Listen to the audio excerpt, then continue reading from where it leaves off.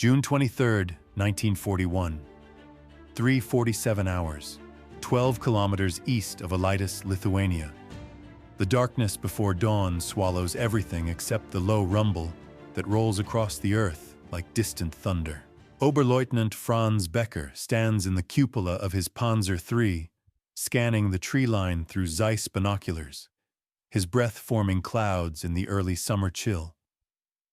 Behind him, 14 more panzers idle in a staggered formation, their crews smoking, laughing, exchanging jokes about how quickly they'll reach Moscow. The invasion is barely 36 hours old, and already they've driven Soviet forces back 80 kilometers. Superior German engineering, his gunner, Unteroffizier Klaus Dietrich, had said the previous evening while cleaning the 50 gun. Their tanks are scrap metal on tracks. Becker had nodded then. He's not nodding now. The rumble grows louder. Trees at the forest edge begin swaying, though there's no wind.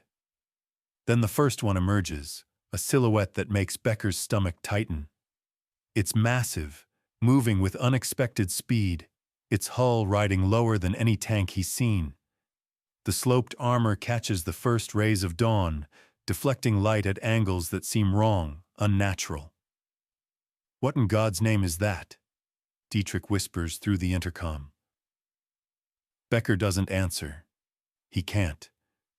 3 more appear behind the first, then 6 more, spreading out in a wedge formation that demonstrates tactical sophistication the Wehrmacht intelligence reports claimed the Soviets didn't possess. These aren't the lumbering BT-7s or the pathetic T-26's they've been destroying with casual efficiency. These are something else entirely. "Target the lead vehicle," Becker orders, his voice steadier than his hands. "Armor piercing, 700 meters. The Panzer III's gun rotates. Dietrich centers the sight picture, accounts for range, squeezes the trigger. The 50 shell screams toward the advancing Soviet tank, striking it dead center on the front glacis plate. Becker watches through his binoculars, waiting for the orange bloom of fire. The black smoke of a kill. The shell ricochets skyward with a metallic shriek. "Impossible," Dietrich breathes. The Soviet tank doesn't even slow. Its 76 gun traverses with mechanical precision, and Becker realizes with crystalline clarity that he's about to die. The muzzle flash comes first, then the sound. Then the world explodes into fragments of steel and fire as the round punches through the Panzer III's frontal armor like tissue paper. The tank 3 positions to Becker's left erupts in flames, its ammunition cooking off in a chain of explosions that sends the turret spinning 30 meters into the air. "Reverse!" Becker screams. "All units, reverse and disperse!" But the Soviet tanks are already among them, moving at speeds that shouldn't be possible for vehicles that size. Their wide tracks devour the soft Lithuanian soil without bogging down, while the narrower German tracks dig in, slip, struggle for purchase. A T-34, Becker now recognizes the designation from a nearly forgotten intelligence briefing, races past a Panzer III at 40 kilometers per hour. Its commander standing brazenly exposed in the cupola and puts a round through the German tank's thinner side armor at point-blank range. The morning sky fills with black smoke. Radio chatter dissolves into panicked shouting. Becker's driver throws the transmission into reverse, but the engine whines. The tracks spin, and they move backward with agonizing slowness. Another T-34 crests a small rise to their right, its gun already trained on them.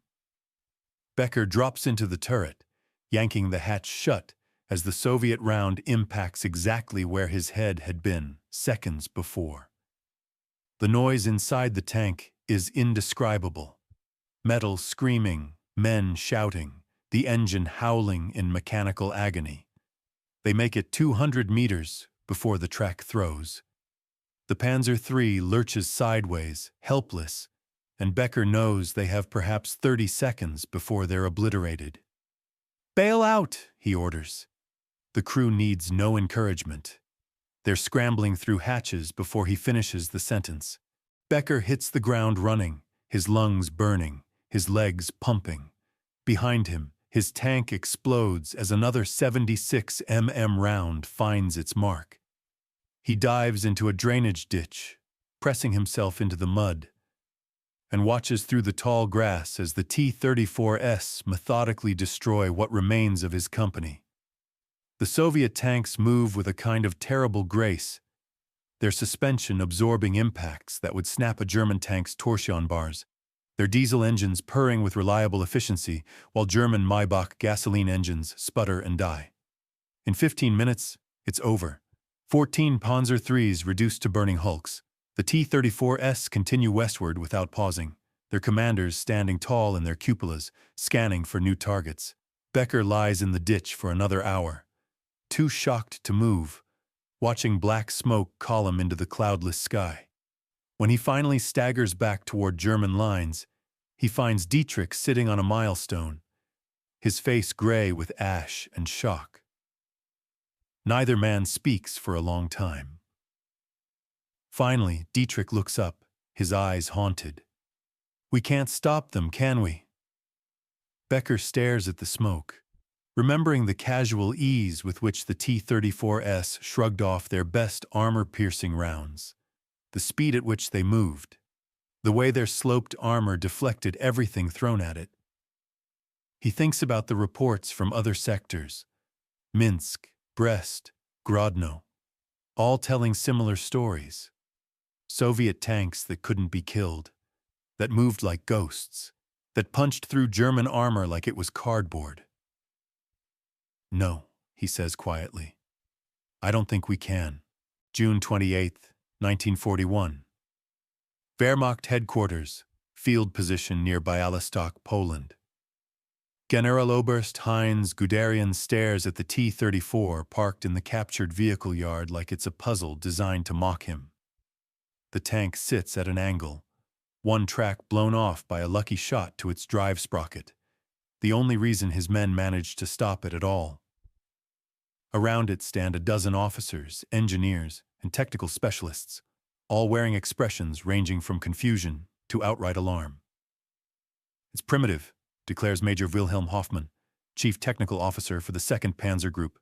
He gestures dismissively at the tank's rough welded seams, the crude casting marks on the turret, the industrial brutality of its construction. "Look at the finish. It's barely better than farm equipment." Guderian climbs onto the hull, running his hand across the sloped frontal armor. 45 degrees. Not vertical like German tanks, but angled to deflect rather than absorb. Simple, obvious. Why hadn't they thought of this? "How thick?" he asks. 45 millimeters on the glacis, sir," reports a young engineer consulting his notes. "But the slope effectively doubles that. Our 50 guns can't penetrate it at combat ranges. The 75 struggles unless we hit the sides or rear." Guderian drops down and walks around the tank, noting the wide tracks, nearly twice the width of those on a Panzer III. He crouches, examining the Christie suspension system with its large road wheels. Elegant, efficient. It allows the tank to absorb punishment that would shake a German crew into unconsciousness. "The gun?" Guderian asks. 76.2 F-34, long barrel, high muzzle velocity. It can penetrate any armor we have in service from 1,000 meters, perhaps 1,500 in ideal conditions. The words hang in the summer air like an accusation. Guderian straightens, his jaw tight. 6 days into the invasion, and already the fundamental assumptions underlying Operation Barbarossa are unraveling. The intelligence reports had promised Soviet inferiority in every category: training, tactics, equipment. The reports were wrong. "The engine?" he presses. "V2 diesel, 12-cylinder, 500 horsepower. Remarkably reliable, sir. Diesel is less flammable than gasoline. Doesn't explode when hit. The fuel efficiency is exceptional. The range is nearly twice what our panzers achieve. Guderian pulls himself into the commander's cupola, squeezing through the narrow hatch. Inside, the T-34 is everything Major Hoffmann claimed. Crude, cramped, uncomfortable. There's no radio in this particular model, just basic controls and instruments. The interior is unpainted steel, angular and harsh. 3 men somehow operate this machine. Commander, gunner, driver. No dedicated loader, which means the commander must do that job while also directing the tank, reading the battlefield, making tactical decisions. It's a nightmare of design compromises. And yet, Guderian looks through the commander's sight at the world beyond. The visibility is poor, the periscopes are inadequate. The vision blocks small and badly positioned. German tanks are superior in this regard, allowing commanders to maintain situational awareness, to see threats before they strike. But if you can't penetrate the T-34's armor, superior visibility means nothing. "How many?" Guderian asks, climbing down. "How many of these do they have?" The silence stretches too long. Finally, an intelligence officer speaks up, his voice hesitant. "We don't know, sir. Pre-war estimates suggested several hundred. Based on encounter reports from the last week," he trails off, shuffling papers. "We're now estimating several thousand, perhaps as many as 10,000. The number lands like artillery. 10,000. And Germany invaded with approximately 3,350 tanks, most of them light panzered seconds and medium panzer IIIs, with 50 mm guns that can't reliably kill this thing. The Panzer the Mi-4 with its 75 mm short-barrel gun can penetrate the T-34's armor at close range, but there are fewer than 450 of them across the entire Eastern Front.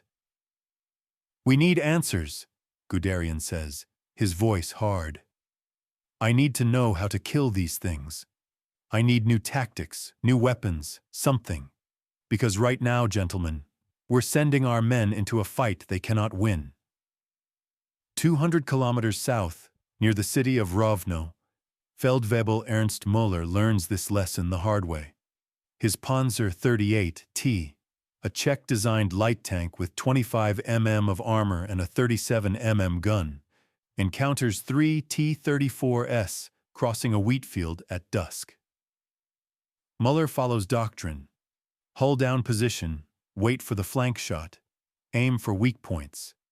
He puts 7 rounds into the nearest T-34. 2 penetrate, doing negligible damage. The T-34's turret rotates with agonizing slowness, the 2-man turret crew struggling with the lack of a powered traverse. But when it fires, Müller's tank disintegrates. The 76 mm round doesn't just penetrate. It liquefies the 38T's armor, sending molten steel and copper fragments through the crew compartment at supersonic speed. Müller survives because he's standing in the cupola when it happens. The 4 men below him don't. He lies in the wheat for hours, listening to the T-34's rumble past in the darkness, their diesel engines purring with mechanical confidence. When dawn comes, he walks back to German lines through fields littered with destroyed panzers, half-racks, and trucks. He's not alone. Hundreds of survivors stagger westward, their faces blank with shock, telling the same story in different words. The T-34 is invincible. But in a farmhouse outside Lutsk, a lieutenant named Otto Karius discovers something valuable. His 88 mm anti-aircraft gun, hastily pressed into anti-tank service, punches through a T-34's frontal armor at 800 meters. The Soviet tank burns, its ammunition cooking off in sympathetic detonations. Karius watches with grim satisfaction, then orders his crew to prepare for the next one. The 88 mm works. It's not mounted on a tank chassis. It's too large, too heavy, too slow to deploy. But it works. The round penetrates where the 50 mm and even the 75 mm short barrel cannot. It's an answer. Not a good answer, not a complete answer, but an answer nonetheless. That night, Guderian reads the report 3 times. Then he picks up the telephone and places a call to Berlin, to the Heereswaffenamt, the Army Weapons Office. The conversation is brief and pointed. "We need a better tank," Guderian says. "Not next year. Now." July 15th, 1941. South of Smolensk, Soviet Union. The morning fog clings to the Dnieper River Valley like smoke from 1,000 fires. In reality, there are 1,000 fires. Burning villages, destroyed vehicles, the funeral pyres of a collapsing front. Senior Lieutenant Dmitry Lavrenenko stands in the turret of his T-34, watching German positions through binoculars, calculating angles and distances with the practiced ease of a mathematics teacher, which he was before the war found him. "They're dug in along the ridge," he tells his crew over the intercom. "Pak 36 anti-tank guns, maybe some 50 mm pieces, infantry in the tree line." His driver, a barrel-chested Ukrainian named Maxim, grunts acknowledgement. In the gunner's position, young Pavel Samoylov adjusts his sight, tracking across the German defensive line 3 kilometers distant. The T-34's fighting compartment smells of oil, sweat, and the distinctive diesel fumes that seep through every seal. Behind Lavrenenko's tank, 37 more T-34’s idle in a forest clearing, their commanders standing in cupolas, waiting for orders. This is the 15th Tank Division's main striking force, hastily assembled after 2 weeks of chaotic retreat. They've lost tanks, too many tanks, but not to German gunfire, mechanical failures, ammunition shortages, fuel exhaustion. The T-34 is mechanically sound in theory, but Soviet logistics are dissolving under the Wehrmacht's relentless advance. The radio crackles, one of the few working sets in the brigade. "All units, this is Comcorps. Attack commences in 5 minutes. Objective: break through German line, advance to Smolensk-Minsk highway, disrupt enemy supply lines. No stopping. Speed is survival." Lavrenenko drops into the turret, sealing the hatch. "Load high explosive. We'll switch to armor-piercing when we see panzers." Pavel rams around into the 76 mm gun's breech, locks it home. Ready. The forest erupts with diesel roar as 38 T-34's gun their engines. They roll forward in a broad wedge, gathering speed, crushing saplings and brush beneath their wide tracks. The ground here is soft from recent rain, but the T-34's track pressure is low, less than 1 kilogram per square centimeter, and they move across terrain that would bog down a German tank in seconds. At 2 kilometers, the German anti-tank guns open fire. Lavrenenko watches the muzzle flashes through his periscope, counting guns, marking positions. A 37 mm round strikes his frontal armor with a sound like a hammer on an anvil, ricocheting harmlessly into the sky. Another hits the turret, skating off the curved surface without penetrating. "They're wasting ammunition," Pavel observes, his voice steady despite the impacts. "Let them," Lavrenenko replies. "Maxim, increase to 40 kilometers per hour. We don't give them time to aim." The T-34 surges forward, its V2 diesel howling. Around them, the rest of the brigade accelerates, maintaining formation with remarkable discipline. This is what Soviet tank doctrine envisions: mass, speed, shock. Not the careful, methodical advances of German armored tactics, but a hammer blow delivered at maximum velocity. At 1 kilometer, Lavrenenko spots panzers emerging from concealed positions, Panzer III's, 6 of them, forming a defensive line. "Armor piercing," he orders. "Target left vehicle, 800 meters.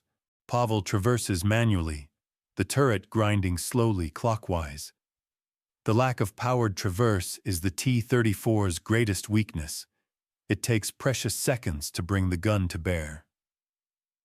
But Pavel is practiced, smooth, and when the sight picture aligns, he fires without waiting for the command.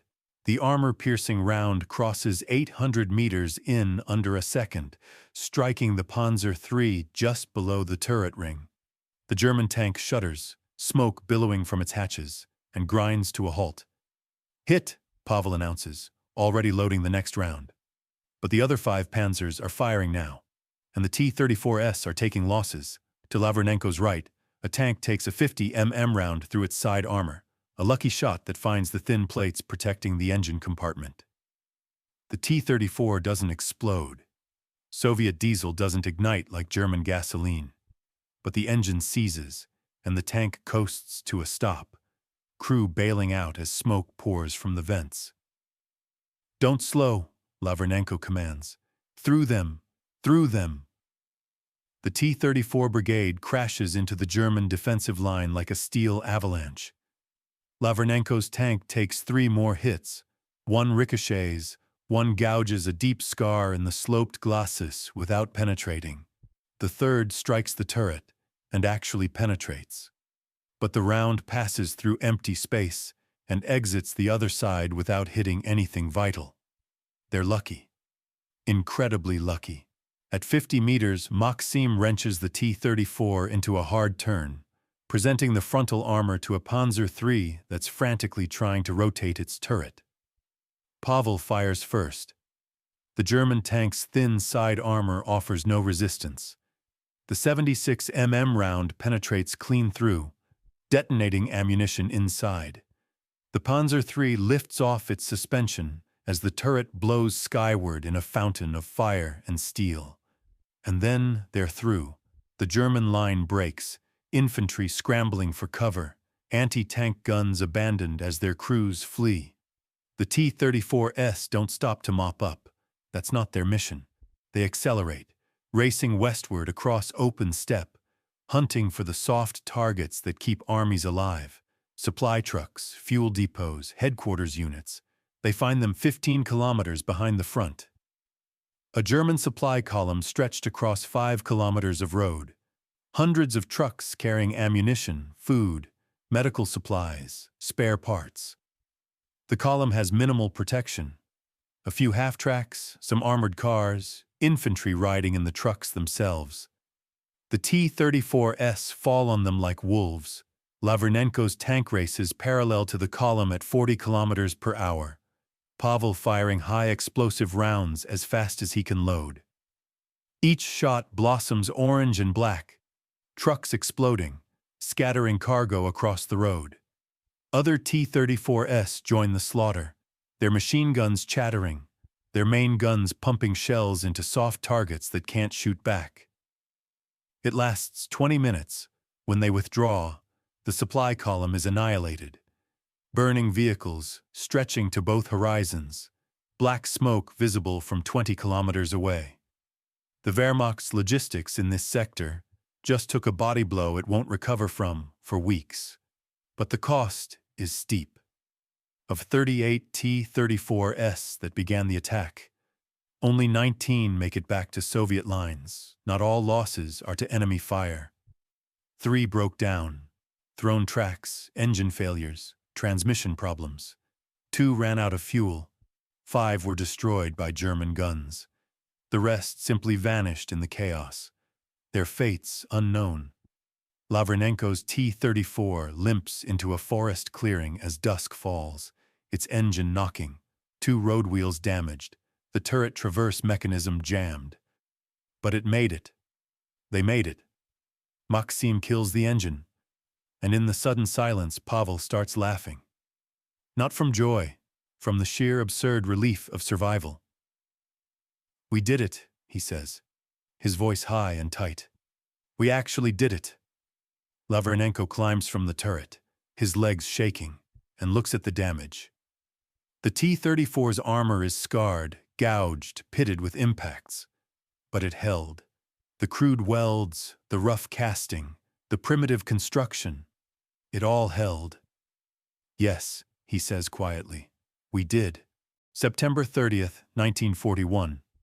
Orel, Soviet Union, Special Commission Headquarters. The T-34 sits in the center of the cavernous warehouse like an accused prisoner awaiting judgment. Around it, German engineers, armor specialists, and senior Wehrmacht officers conduct an autopsy of Soviet armored doctrine.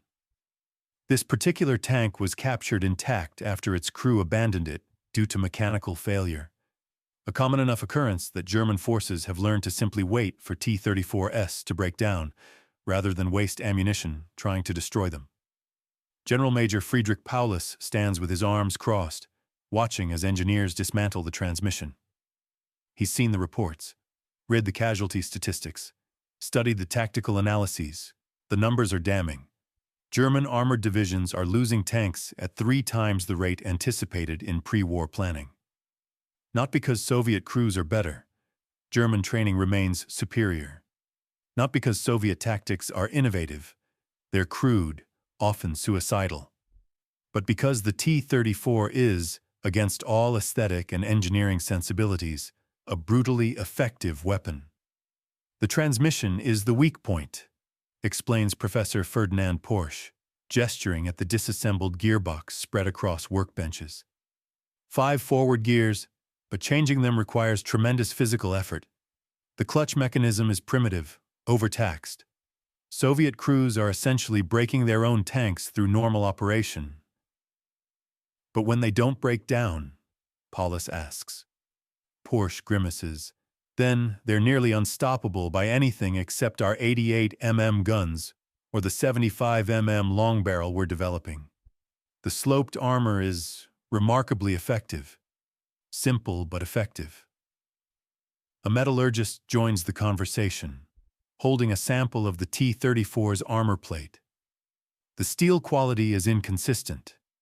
This particular tank has excellent armor, properly hardened, good composition. Others we've examined have been soft, poorly treated. Soviet industrial quality control is erratic.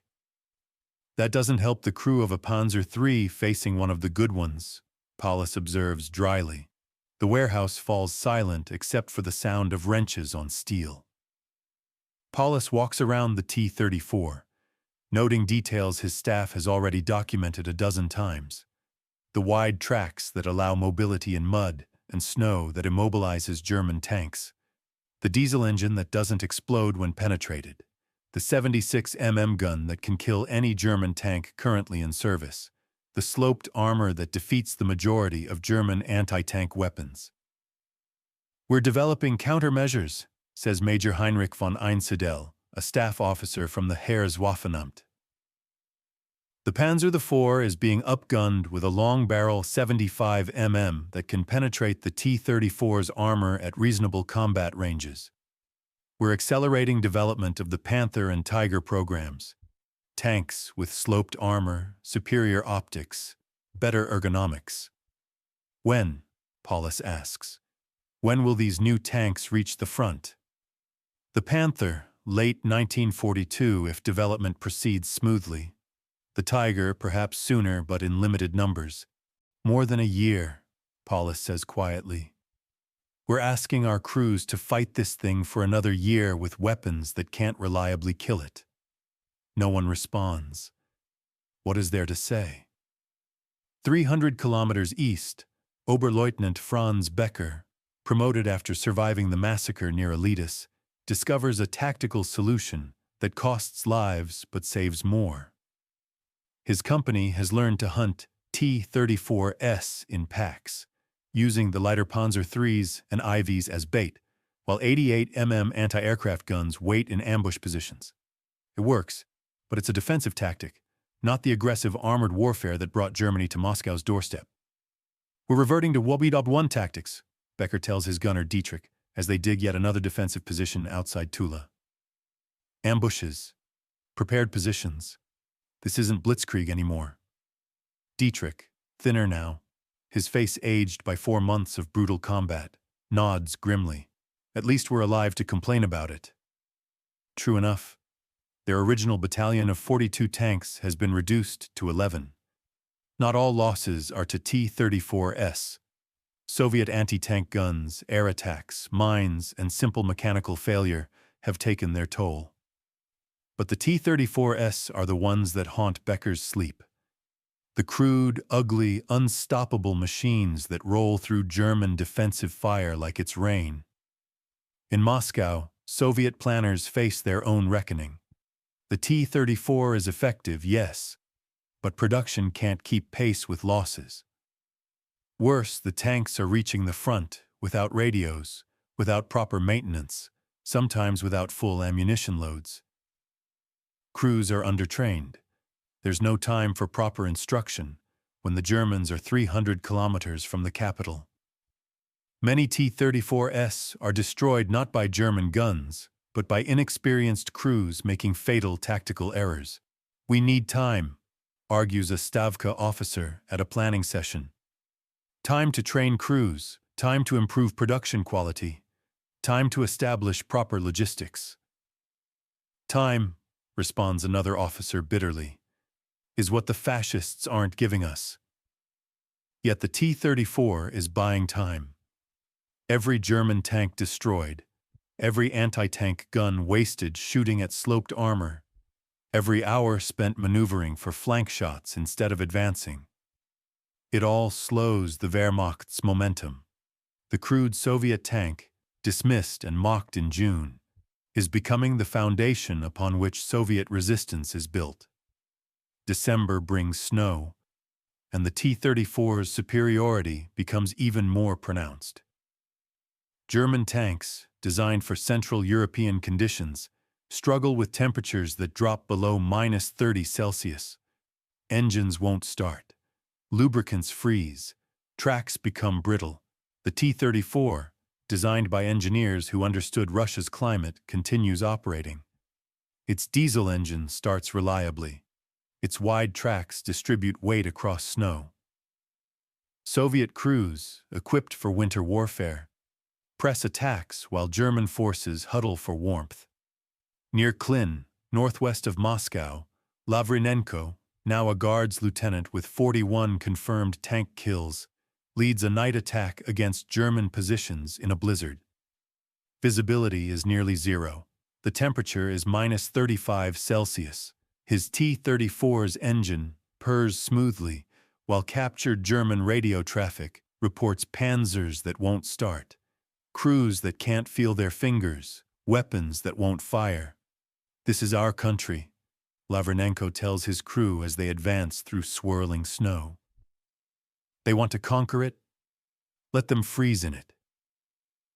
They destroy 7 German tanks that night. All are stationary, abandoned, or unable to effectively fight back. It's not glorious combat. It's slaughter born from superior equipment adapted to brutal conditions. In Berlin, Adolf Hitler reads reports with mounting fury. The invasion was supposed to be finished by winter. Moscow should have fallen.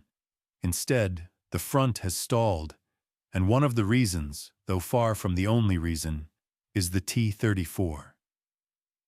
"I want a German tank that can match it," he demands. "Better than match it, surpass it." His engineers promise the Panther and Tiger, super heavy tanks with superior armor, superior guns, superior optics, and ergonomics. They'll be mechanical masterpieces, engineering triumphs. They'll also be complicated, expensive, and produced in numbers that can never match Soviet production. But that's a problem for 1942 and beyond. In late 1941, the Wehrmacht faces a simpler truth. They mocked the T-34's crude design. Now they're dying because of it. January 18, 1943. Near Voronezh, Soviet Union. The landscape is white death, snow covering frozen corpses, burned-out vehicles, the detritus of 2 years of mechanized slaughter. Senior Lieutenant Dmitry Lavrinenko, now commanding a T-34 company with the 1st Guards Tank Brigade, watches German positions through binoculars crusted with ice. His tank bears 52 victory stars painted on its turret, each representing a confirmed kill. 2 months from now, a German shell will end his war near Smolensk, but this morning, he's alive, cold, and hunting. They've learned, he tells his crew, gesturing at the German defensive positions. Look at the spacing. The interlocking fields of fire, they're not dismissing us anymore. Indeed, the Wehrmacht has adapted. The newest German tanks, Panthers and Tigers, are formidable opponents.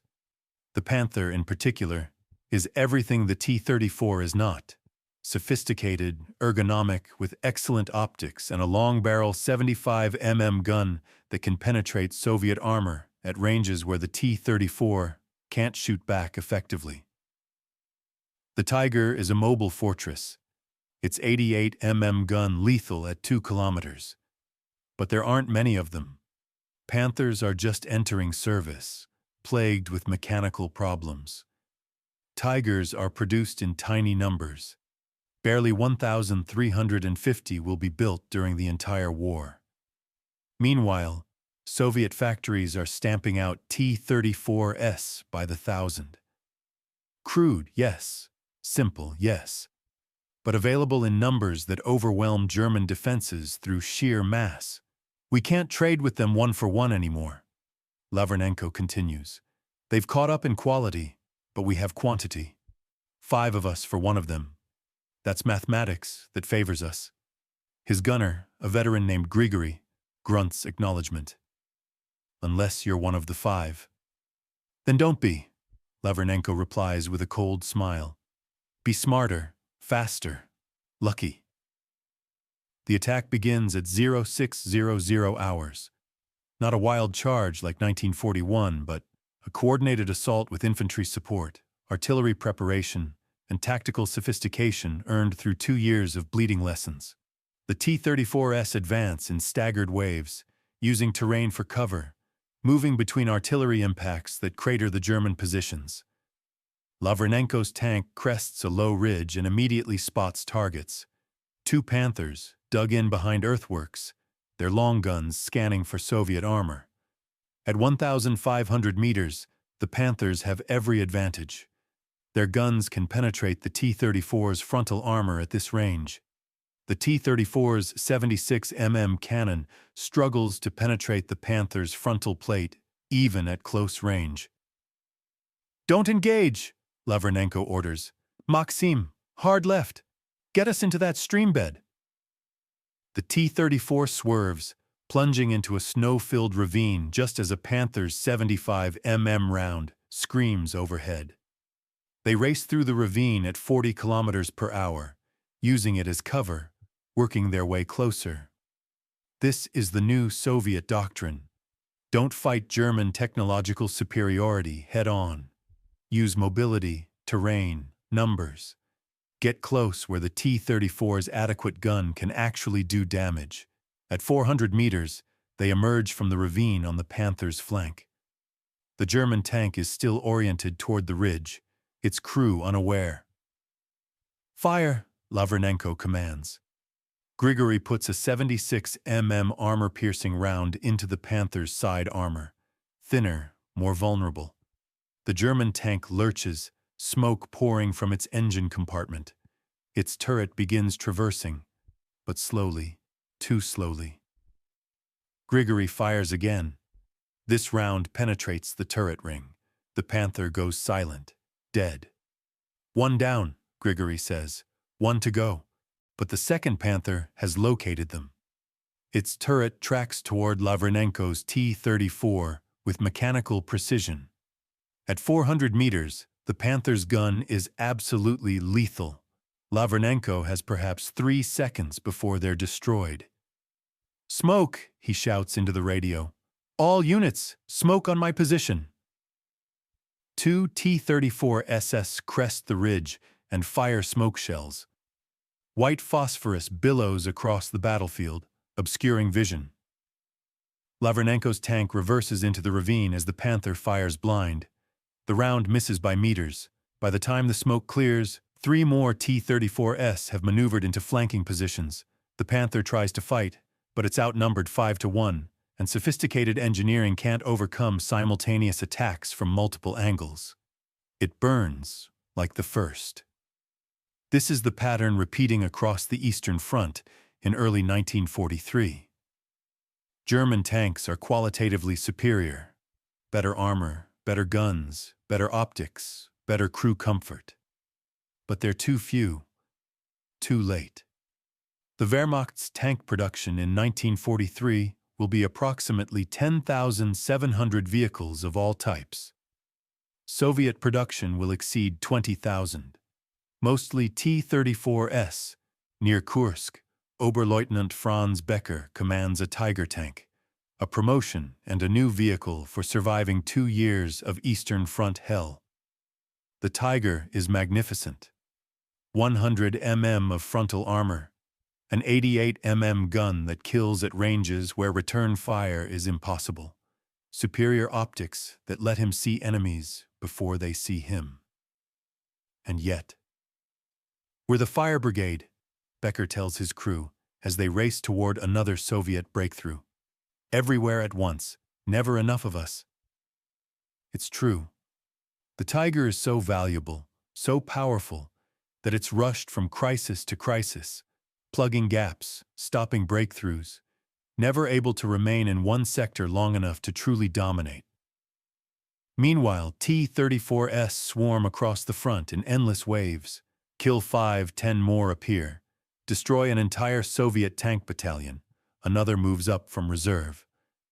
It's not sustainable, Becker's gunner observes after a battle where they destroyed 11 T-34's, but had to withdraw when they ran low on ammunition and fuel. "We're winning every fight and losing the war."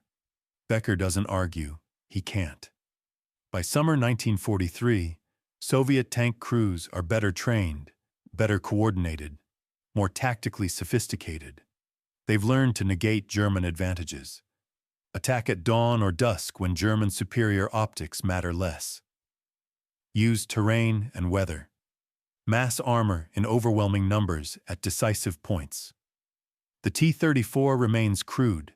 Soviet factories never achieved German manufacturing precision, but improvements have been made. The 76 mm gun is being replaced in new models with an 85 mm cannon that can threaten even Panthers and Tigers. Radios are more common. Crew training is longer, more thorough, and the numbers keep growing. "They're outproducing us 10-1, a German intelligence officer reports to staff in Berlin. "Our factories can't match Soviet output. We have better tanks, yes, but they have more men, more steel, more oil, and more time. If this continues, even our finest machines will be buried beneath a tide we cannot possibly turn back." And on the steppe, as the thunder of engines echoes across scorched fields, it becomes clear to everyone still fighting that the war of armor is no longer a contest of innovation, only a brutal arithmetic of survival.